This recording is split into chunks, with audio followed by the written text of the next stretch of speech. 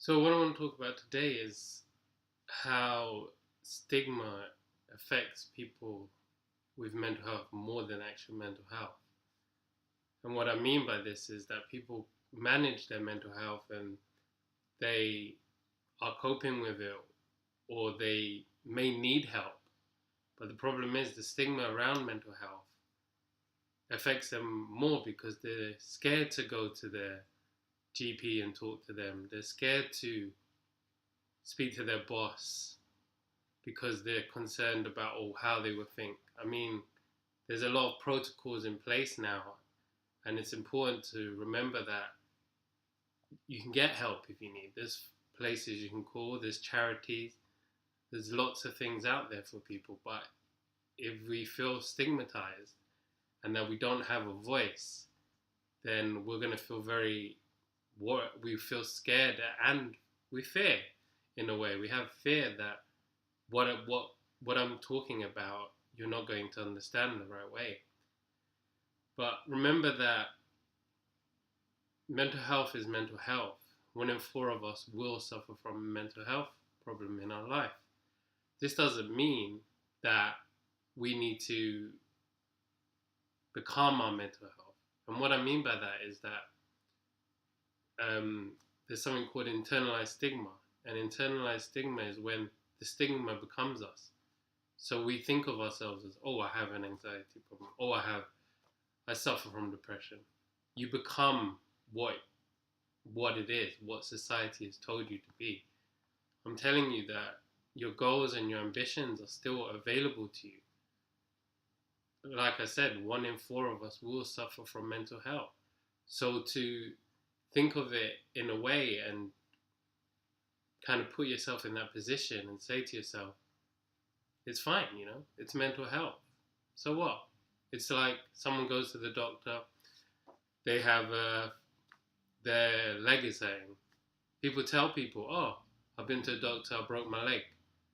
But you don't ever hear people say the same thing, oh, I went to the doctors, I told them I had anxiety.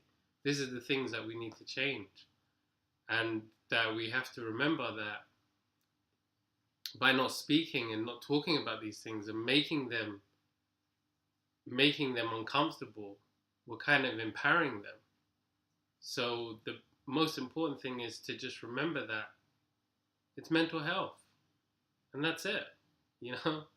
We're all going to suffer from it. Well, 1 in 4 of us, shall we say, will suffer from it. And to understand that your goals and your aspirations and your ambitions are not gone because you have a mental health problem.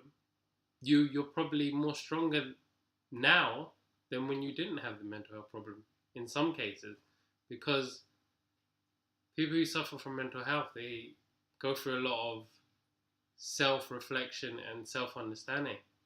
But the main important thing to think about is to not let stigma affect you. Don't let stigma become you. There's great charities out there. There's great organizations that they're willing to help. Pick up the phone, speak to them, talk to your boss, say, look, I'm not coping.